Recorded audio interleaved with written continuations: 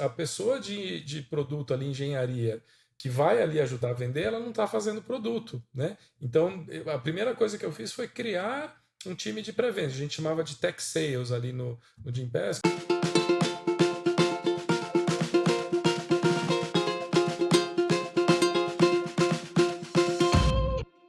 Oi, pessoal, tudo bem? Estamos aqui em mais um Produto em Pauta, né, nessa nova série de mentorias, né? A ideia aqui é a gente fazer sessões de mentoria, não ao vivo, né, mas gravadas aqui, mas a ideia é que muitas vezes a dúvida de uma pessoa acaba sendo a dúvida de várias pessoas. Então, quem está topando fazer a mentoria e deixar ela gravada para servir para outras pessoas, é o que eu tenho feito ultimamente aqui. E hoje eu estou com a Elis. Seja muito bem-vinda, Elis. Muito obrigada pelo convite, Joca. É um prazer estar aqui com você. Sou sua fã, né, de antemão. E vamos lá, estou aqui pronta para te fazer várias perguntas. Ah, muito bom, muito legal. E conta, Elis, como é que começou essa tua história aí com o produto? O que que você está fazendo hoje em dia? Conta um pouquinho da sua história para o pessoal te conhecer. Ah, legal. Eu sou Elisângela Mazotti, né? Gosto de ser chamada como Elis mesmo. Sou conhecida até na área, né, corporativa como Elis, no âmbito pessoal também. E atuo na Vertem, né, uma empresa B2B, né, focada em engajamento, fidelização e incentivo, né? E a minha ida para a área de produtos, ela é bem interessante, né? Vinha da área comercial, trabalhei durante 20 anos na área comercial e em 2016, mais ou menos, muito influenciada pelo meu irmão já era da área de produtos, me contando os desafios, o dia a dia, né? Como pensar produto, e aquilo me causou interesse, né? Me causou interesse. Eu atuava muito com uma meta a curto prazo, né? Na área comercial, você tem uma meta a curto prazo, e em produtos você tem a possibilidade, a oportunidade de cocriação, né? De impactar pessoas de fato, com produtos que vão resolver alguma necessidade, né, algum interesse de clientes, de usuários finais ali. E aí me fui estudar, fui me preparar e fiz a transição de carreira. Então, a minha ida para produto, ela vem de uma transição de carreira, onde eu vinha da área comercial e comecei inicialmente como PO, né? E depois, há 3 anos, eu estou como PM na Vertem. Não, muito legal, bela, bela história. B2B tem seus desafios próprios ali, né? Então me conta, quais são as dúvidas, desafios que você tem? Nesses 8 anos de Vertem, né, eu passei por algumas fases, né, algumas transformações. A Vertem ela tem 18 anos, né, de empresa. E há 3 anos, exatamente 3 anos, quando eu fui convidada a ser gerente de produto, eu fui exatamente para participar dessa transição. Qual transição? Transição de uma empresa que trabalhava sempre com o mindset de projetos e serviços para produto, né? Como nós desenvolvemos, é uma empresa de tecnologia focada em engajamento, incentivo e fidelidade, ela tinha uma mentalidade para projetos customizados, projetos tailor-made mesmo, de acordo com a necessidade do cliente, a gente desenvolvia lá a plataforma exatamente como o cliente gostaria. Só que com a mudança, com o comportamento, né, de mercado, a mudança que a gente teve, a gente começou a perceber que a gente estava perdendo share ali para pequenas empresas que tinham produto de prateleira, e a gente começou a repensar o posicionamento, né? Foi aí que eu fui convidada para participar dessa transformação. Acaba sendo uma transformação cultural, né? Porque é mentalidade, né, de projetos e serviços para produto. E eu estou nesse desafio. Então, a gente desenvolveu basicamente o nosso core, que é a plataforma de engajamento, e com ela consigo criar e gerenciar vários programas de incentivo e vários programas de fidelidade. Eu desenvolvi o core, e aí, a partir disso, de acordo com a necessidade e estratégia dos nossos clientes, a gente vai adequando. É como se fosse uma caixa de ferramenta, né? Eu desenvolvi a caixa de ferramenta, a caixa de Lego, e eu vou montando ali de acordo com a estratégia do cliente.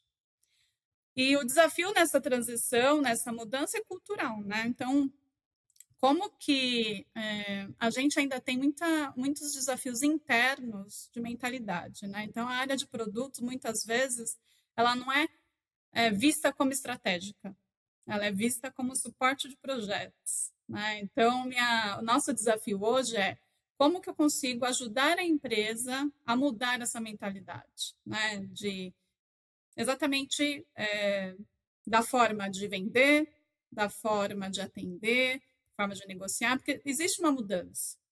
Um exemplo, se eu posso trazer aqui, às vezes, o nosso white label, né? Porque é o white label, eu consigo, né, personalizar de acordo com o logo e identidade do nosso cliente. Um exemplo a mentalidade é tão projeto que às vezes as nossas áreas, elas querem validar telas que são padronizadas com o cliente. Aí você dá a oportunidade para o cliente falar, não quero esse botão aqui, eu quero esse botão aqui embaixo, eu quero. Então, é mentalidade mesmo, né? Então, como ajudar a empresa a fazer essa transformação cultural? Acho que a pergunta mãe seria essa. Muito legal. E esses clientes são clientes de grande porte, ou contratos são contratos de valor grande? Não sei o quanto que você Sim, pode abrir dessa informação. sim. São contratos grandes, porque além de tudo a gente tem marketplace, né? Então tem os resgates, né? Tem um take rate, né, envolvido, mas são clientes grandes, como Vivo, Porto Seguro, Itaú já foi nosso cliente, então são clientes grandes, são programas, programas de fidelização que às vezes até você conhece, Vivo Valoriza, né? Que a gente tem lá, quem tem Vivo, o Santander foi nosso cliente muito tempo com Esfera, o Itaú foi com o IUP, né, depois que eles internalizaram, né, mas antes de internalizar a solução, né, de fidelização, de engajamento, foi o IUP. Então, assim, são grandes empresas, né? Então, existe esse desafio também, porque grandes empresas, elas não querem investir milhões no programa, mas também querem ali customizações. Então, como ter esse equilíbrio, né? Tanto no nosso atendimento, como na área interna ali de negociação com o produto, porque na maioria das vezes fecham como produto e quando chega para a gente ajudar ali na implantação, no onboarding, algumas coisas customizadas com data de entrega. E aí impacta no nosso roadmap estratégico, porque a nossa área também tem um roadmap estratégico, né? Precisa evoluir, né, a plataforma, preciso pensar em inovações e diferenciações. Então, é isso. Como que a empresa pode enxergar a gente de forma estratégica? Como que a gente muda, né? Faz essa transformação junto? É, É mais esse desafio mesmo. esse é um baita desafio, é um desafio não é tão incomum, ele é bastante comum nesse mundo B2B, que eu tenho chamado de B2B Enterprise, que é contas grandes, né? Você falou Itaú, Santander, Vivo, são clientes enormes, né? A gente, quando eu estava ali no Gympass, que hoje se chama Well Hub, né? Era a mesma coisa, a gente era primariamente naquela época focado em clientes grandes, bem grandes. Itaú era um cliente, enfim.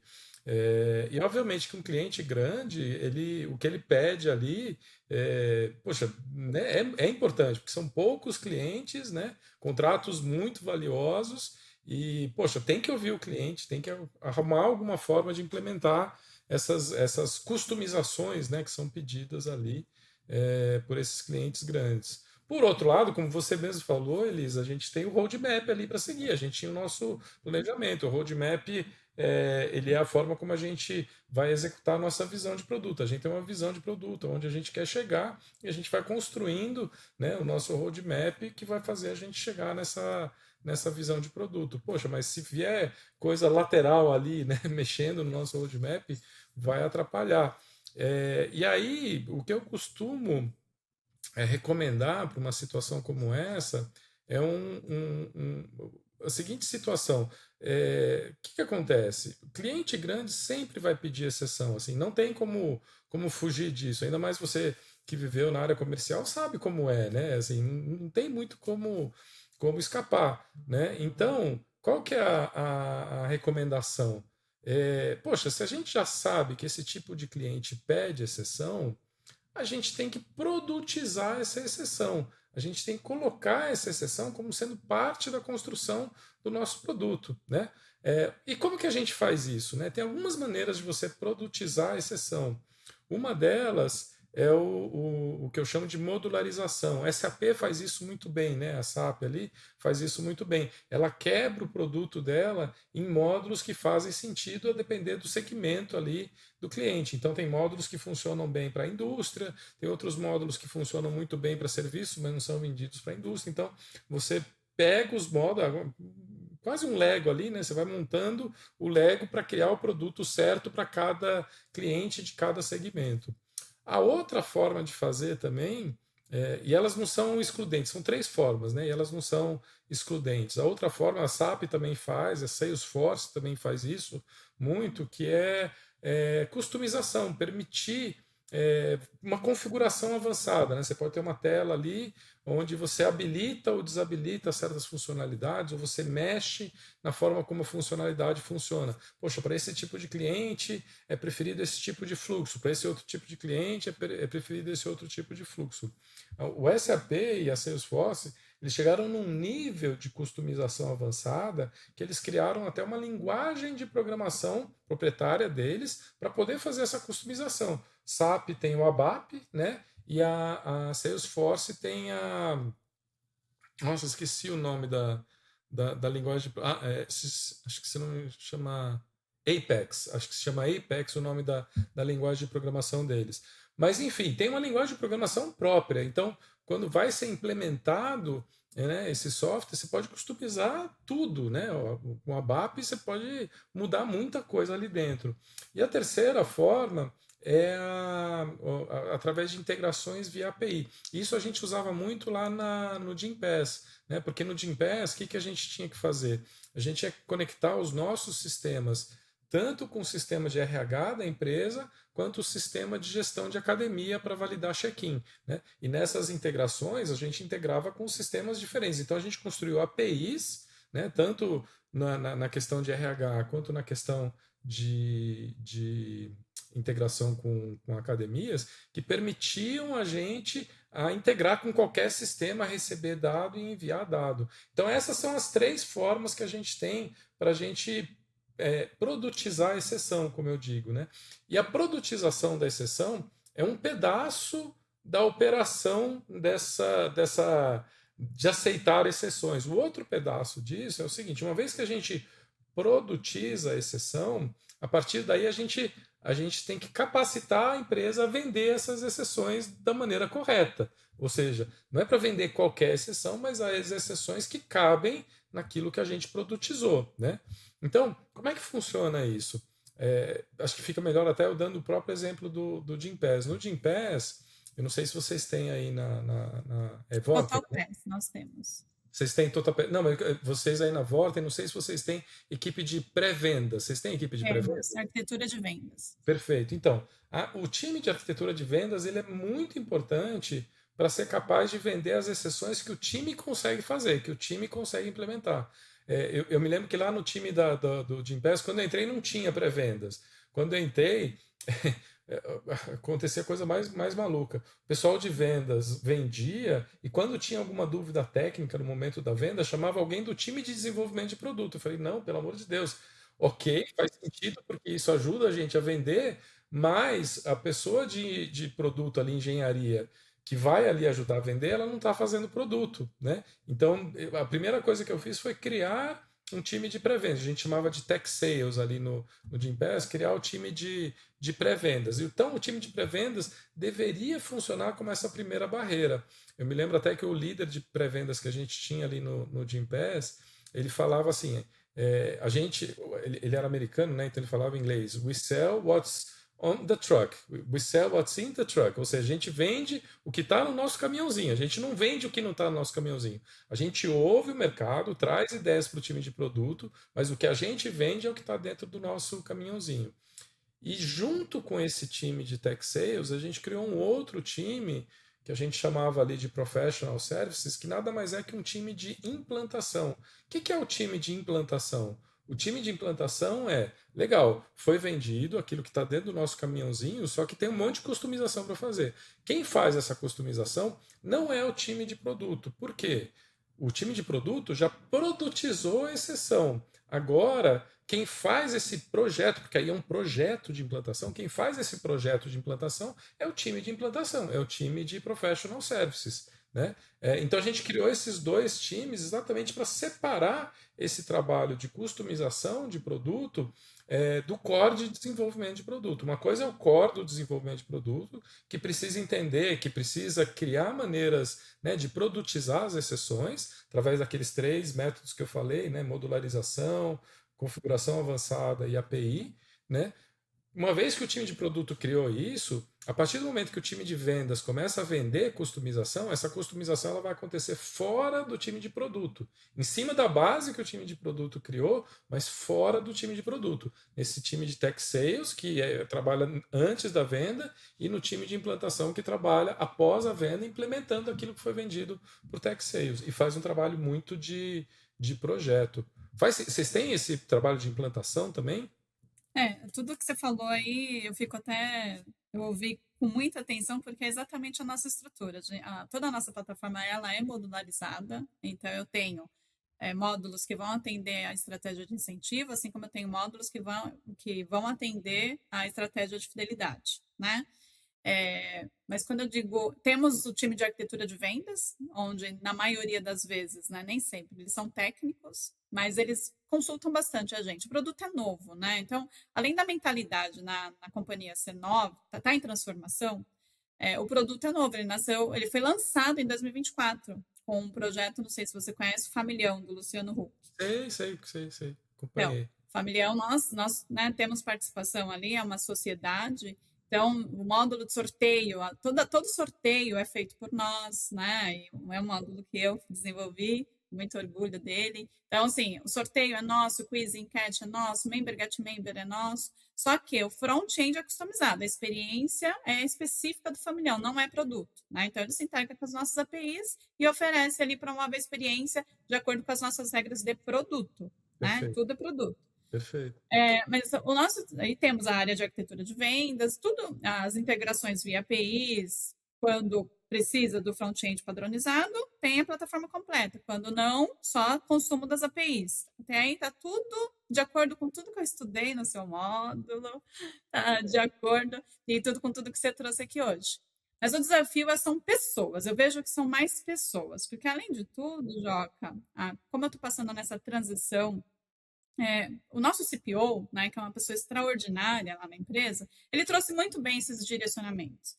E como eu sou entusiasta da área de produto, eu já vim com essa mentalidade. Né? Então, quando eu comecei a me preparar, eu me preparei para produto. Então, eu não vim com outros vieses, né, de projetos tradicionais. Eu já vim até com uma orientação para o ágil. Então, eu já vim entusiasta mesmo de produto, né, e da cadeira. Então, e com os direcionamentos do nosso CPO, então a nossa área ela está muito redondinha, exatamente, é até orgulho quando você falou. Mas o nosso desafio, eu quero ajudar, colaborar com a empresa, é mentalidade, né? Com essa transformação, também tivemos líderes novos, né? E eu percebo, assim, que não existe ainda uma mentalidade de enxergar a área como estratégica.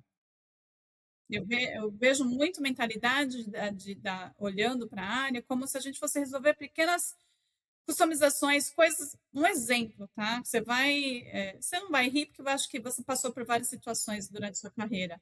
Mas quando vem Elisa, eu quero uma evolução no produto. Aí eu pergunto, né? Tem as perguntas chaves. Qual resultado o cliente espera com essa evolução, né? O que a gente vai resolver? E a evolução era, por exemplo, um download de PDF de FAQ.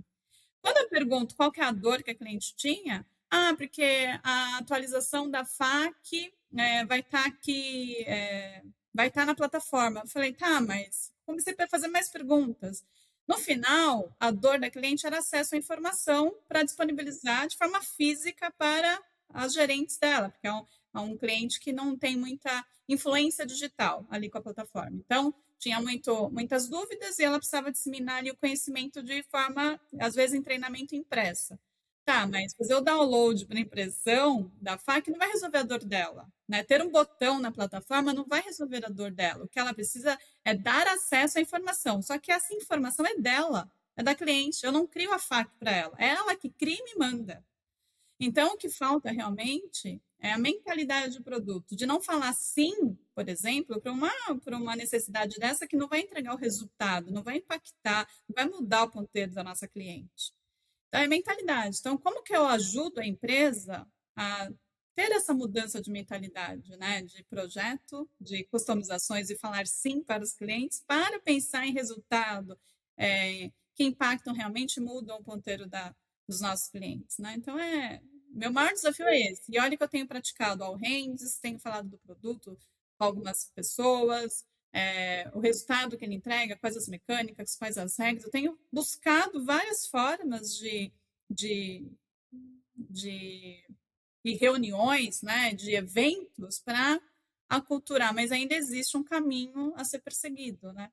Então, meu encontro com você Joca, existem outras maneiras? Quais as maneiras que você teve sucesso? Porque eu estou há 8 anos na área de produtos, mas desses 8 anos eu fui projeto também. Então, eu fui comercial, estive lá do outro lado, eu fui projeto, né, como PO, e eu estou nessa cadeira há 3 anos, nessa transição, junto com a empresa, junto com essa transformação.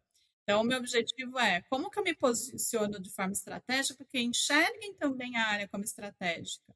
Né? Então, são muitos os desafios, mas eu vejo que são mais pessoas, É né? mais cultural mesmo, né? Uma Mais transformação cultural. cultural mesmo, né? E quando a gente fala de cultura, a gente está falando de comportamento. A gente precisa mudar o comportamento das pessoas, o que não é fácil, né? É um negócio bastante complicado.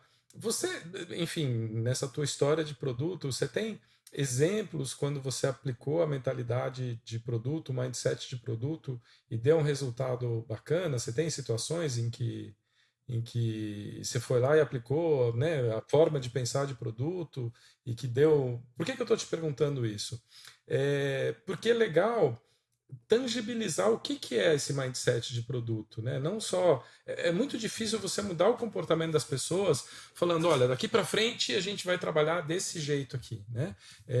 As pessoas não mudam por mandato, por decreto, né? As pessoas mudam quando elas começam a observar um determinado comportamento gerando resultado positivo, de resultado que faz sentido, né? E aí quando eu te perguntei isso e eventualmente você não precisa me responder agora, é uma coisa para você pensar mesmo com você, mas eu vou te dar um exemplo que vai ilustrar isso muito bem. O Gympass, quando eu entrei lá, era um lugar muito focado por vendas também, extremamente vendedor, assim, uma qualidade de vendas assim que eu nunca vi na vida, assim, uma excelência de vendas assim, de tirar o chapéu, com um playbook de vendas espetacular, né? Mas muito nessa linha, enxergando a área de produto, tecnologia como fornecedor ali, né? Vem pedido de cliente e vai ter que implementar.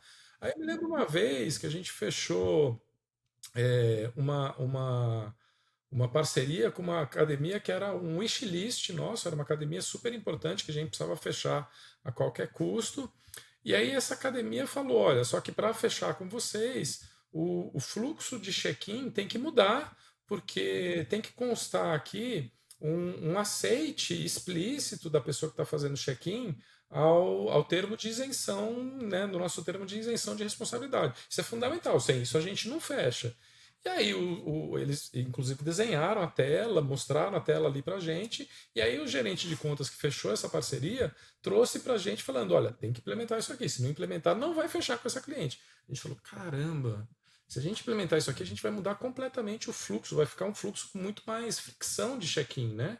Não dá para a gente implementar. E se a gente fizer um if aqui, também vai ficar, o código vai ficar ruim e a experiência, poxa, numa academia de um jeito, na outra academia do outro jeito. Aí a gente chegou para a gerente de contas e falou, poxa, dá para a gente chamar uma reunião só para a gente entender um pouco melhor essa necessidade dela, né? E aí chamou a reunião, veio a reunião com né, com a pessoa da cliente e mais a pessoa do jurídico da cliente, porque era uma necessidade legal, né, com a pessoa do jurídico da cliente. E aí, enfim, começou uma reunião, a gente perguntou, me diz uma coisa, isso aqui que vocês pediram aqui para a gente implementar, tem que ser dessa forma mesmo, desse jeito aqui que vocês especificaram? Aí a pessoa lá do outro lado falou: não, isso aí foi só a forma como a gente imaginou, a gente só estava querendo facilitar o trabalho de vocês, né? Então, uma coisa que era para facilitar o trabalho, o gerente de contas já trouxe como um requisito, uma demanda, né? A gente falou: ah, entendi. Então não precisa necessariamente ser desse jeito que vocês desenharam. Não precisa, mas precisa ter né, que aceitou o nosso termo de isenção de responsabilidade. Aí a gente perguntou: E se em vez dessa forma que você colocou, a gente colocasse, né, no momento de fazer o check-in, a gente colocasse uma mensagem embaixo falando: ao fazer o check-in nessa academia, você está automaticamente dando aceite no termo de isenção de responsabilidade disponível nessa URL. Se fizer assim, funciona para vocês? Aí eles falaram: não, funciona, desse jeito tá ótimo. A gente pegou e virou o computador assim para eles e falou: então tá implementado, porque isso era um campo de setup aqui de academia nova no nosso sistema, né? E nisso, a pessoa gerente de contas arregalou o olho e falou: caramba, um negócio que ia demorar, sei lá, semanas, foi implementado em 15 minutos durante a reunião. Putz, então eu estou começando a entender. Então, em vez de eu trazer a coisa pronta para o time implementar, é melhor eu trazer o problema que tem para resolver e aí o time vai pensar na melhor solução. Então, esse exemplo, inclusive, essa pessoa gerente de contas começou a espalhar para as outras pessoas, né, do time de comercial, falando: olha, em vez de levar a coisa pronta do cliente, leva o problema, né? E aí, toda vez que começava a chegar outro gerente de conta pedindo coisa, falou: ó, o cliente pediu isso aqui, mas não sei não, vai lá conversar com o cliente para entender qual é a dor do cliente. Então, situações assim, por isso que eu te perguntei se você tem alguma situação em que você aplicou o mindset de produto, porque quando isso tá tangível, tá claro, é um exemplo, né, que todo mundo consegue se relacionar, consegue enxergar, isso te ajuda a mostrar que esse comportamento é um comportamento melhor, né, para geração de resultado, tanto para ela, quanto para você, quanto para a empresa como um todo, do que o comportamento anterior, porque o que você está querendo fazer é uma mudança de comportamento. É, um exemplo que eu posso trazer para você é que assim, como é uma transformação, algumas pessoas já estão pensando como produto, né? Mas a gente tem a resistência de alguns comportamentos ainda. Mas a gente, né, como a gente trabalha com grandes marcas, a gente passa primeiro por uma RFI, né, onde a empresa colhe informações, depois para passar por uma RFP. E nessas RFIs, o que a gente tem feito, né? Quando o cliente pede, eu quero um sandbox, né, navegável ali para entender o que você está me oferecendo aqui, né, como solução. E por ser produto, né, a plataforma, eu consigo subir em uma semana, de acordo, né, se eu tiver regra, tiver toda a comunicação visual ali de CME, de banner, de é, comunicação, de regras, né? Se eu tiver tudo isso, eu consigo subir em horas, né? Faço a personalização da plataforma. E essa RFI, que foi a primeira que a gente fez, o pessoal, a área de projetos, né, ficou impressionado com o tempo que a gente conseguiu subir esse ambiente, né, em produção, que foi em produção, para apresentar para o cliente em tempo real. E aí lá, como o cliente gosta né, de confirmar se é produto ou não, ele falou: tá, e se eu quiser mudar a comunicação de banner aqui, né, eu vou ter autonomia aqui com esse admin e eu quero mudar o banner, como seria? Aí a minha PO foi lá, trocou o banner na hora e já refletiu ali, renderizou para o cliente. Então, eles enxergaram valor nisso, e isso é comentado. Mas, como eu disse, a empresa está passando por uma transformação. Então, ainda existem líderes, né, que usa a frase assim, você não. E aí, uma frase que até gostaria de entender, né? Você não faz produto para você, você faz produto para o cliente. É para o cliente.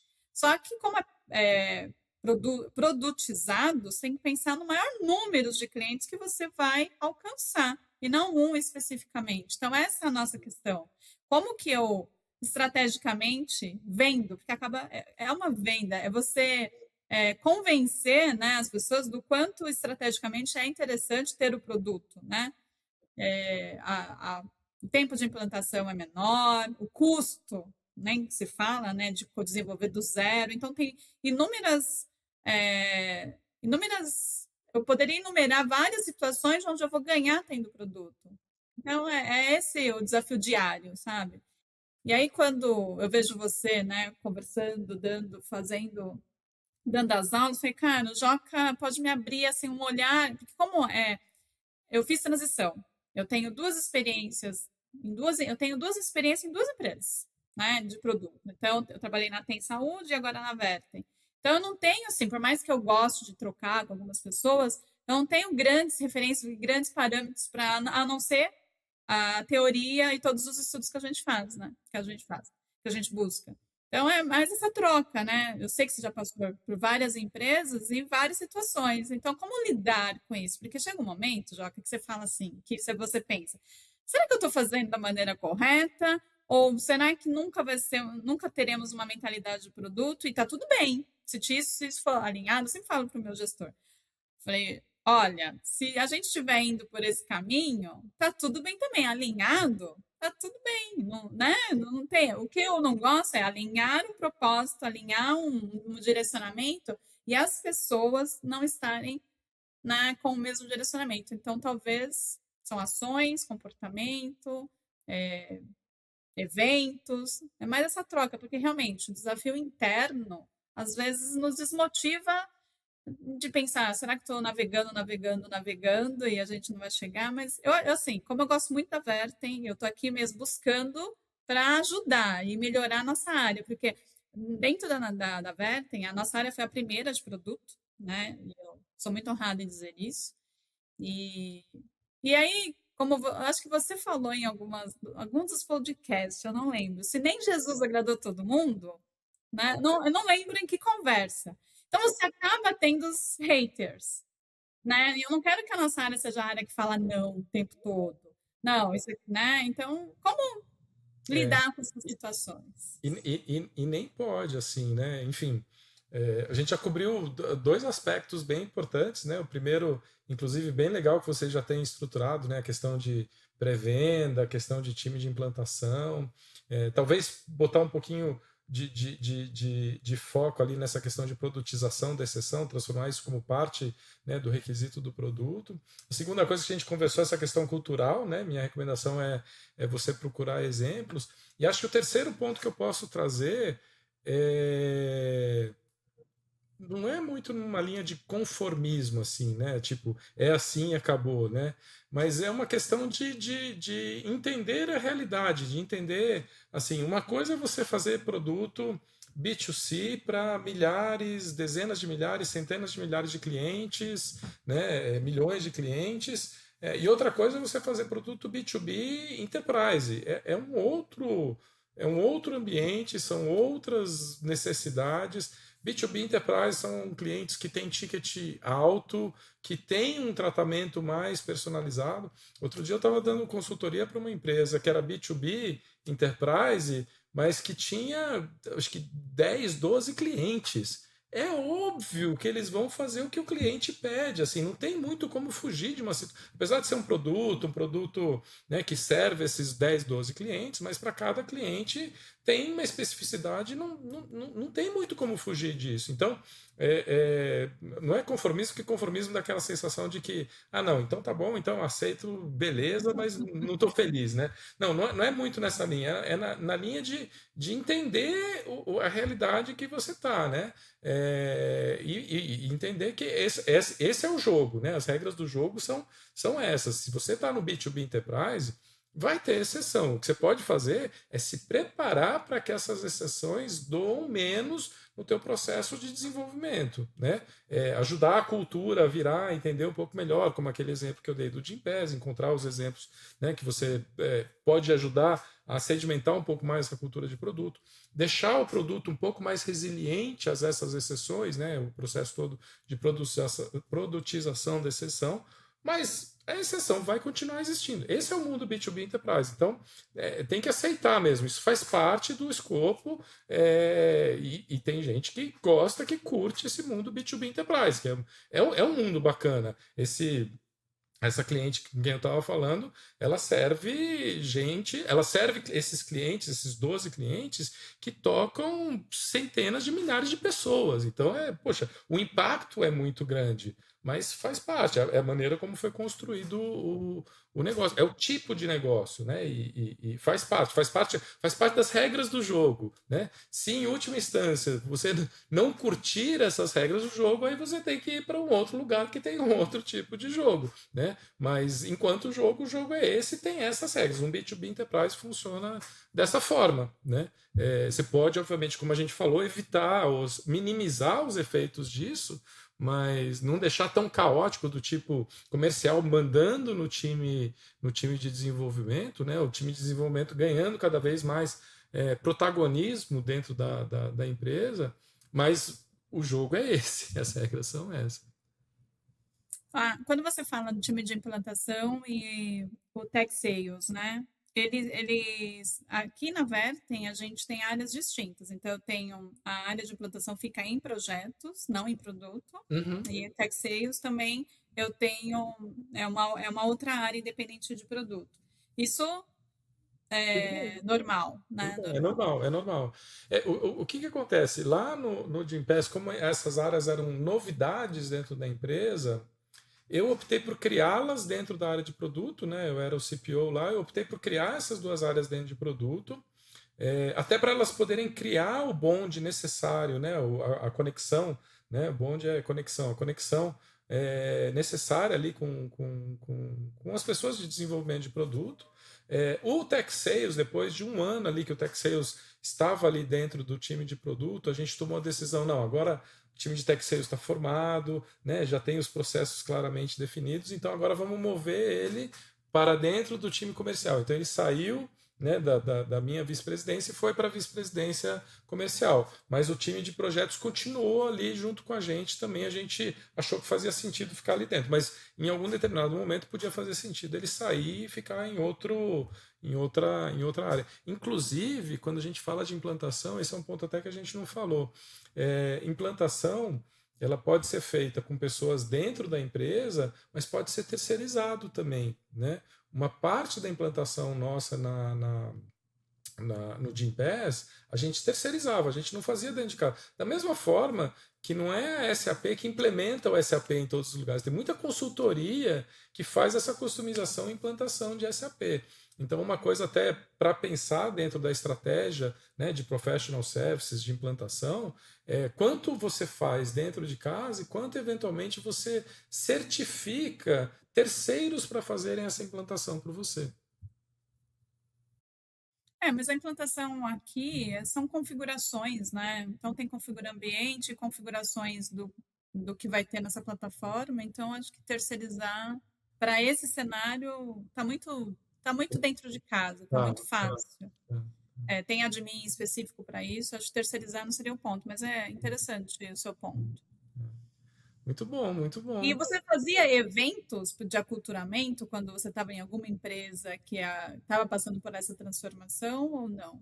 Então, dentro das cerimônias de produto mesmo, né? Eu tinha All Hands com todo o time ali de desenvolvimento de produto e tinha também o que a gente chamava de, enfim, pode chamar de showcase, que aí é o time de produto apresentando para a empresa inteira enfim, o que a gente fez no último mês era mensal, né? O que a gente fez no último mês, quais os resultados que a gente alcançou, enfim, a gente pegava um pedaço disso para fazer um pouco de aculturamento, né? Do tipo, o que é um teste AB, né? A empresa que eu estava, que eu fiz isso forte, foi na Lopes. O que é um teste AB, né? Aí a gente mostrava o que era um teste AB, por que o teste AB era tão importante, e até fazia alguns exemplos de teste AB, mostrava algumas coisas que a gente testou ali e pedia para as pessoas das mais variadas áreas ali dizer, você acha que quem ganhou, A ou B, né? Então era uma maneira de fazer esse aculturamento, pegar esse pedaço do showcase. Não sei se vocês têm aí na Vertem uma questão de showcase, enfim. Não com esse nome, né? Eu chamo de All Hands, onde todos juntos vamos encontrar ali, identificar as evoluções de produto. Mas eu mesmo que dei o nome, porque como a área é nova, né? Eu fui me inspirando em algumas situações e dando nomes.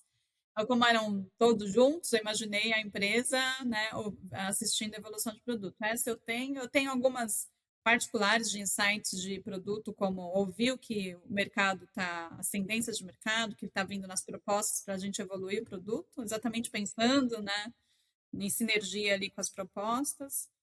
Então, assim, como a área é nova, eu estou, assim, buscando, né, esse ano, eu até falei com o meu CPO, né, a gente não tinha uma reunião que eu chamo de palmas, né, uma reunião de palmas para falar das pequenas vitórias, né? Porque como o produto é novo e quem direciona o nosso backlog são os clientes que vão entrando para usar o produto, então a gente vai entregando, vai fazendo e não tem aquele momento de respirar e falar, olha, a gente fez isso, a gente fez aquilo, a gente não tem aquele momento de palmas. Aí eu falei que esse ano a gente vai ter, né? Exatamente para motivar o nosso time de produto. É isso, eu acho que estamos no caminho.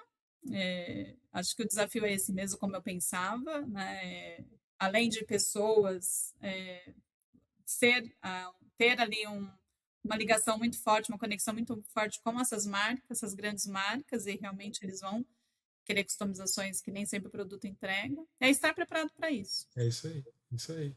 Muito legal, Elis. Poxa, queria te agradecer muito aí. Acho que as suas dúvidas com certeza vão ajudar muitas pessoas ali. Não sei se você quer falar alguma coisa aqui para gente fechar o episódio. Não, só queria agradecer o convite. É uma honra estar aqui com você, de te ouvir um pouco da sua experiência, fazer essa troca, né? É sempre enriquecedora, né? E estou pronta para os próximos convites, se tiver. Muito legal, muito bom. Muito obrigado, Elis. E é isso, pessoal. Se você quiser fazer uma mentoria aqui ao vivo, deixar gravada aqui para que outras pessoas possam fazer parte, é só, enfim, se inscrever aqui. Depois eu vou deixar claro como que se inscreve. E muito obrigado, até o próximo episódio. Valeu! Tchau, tchau.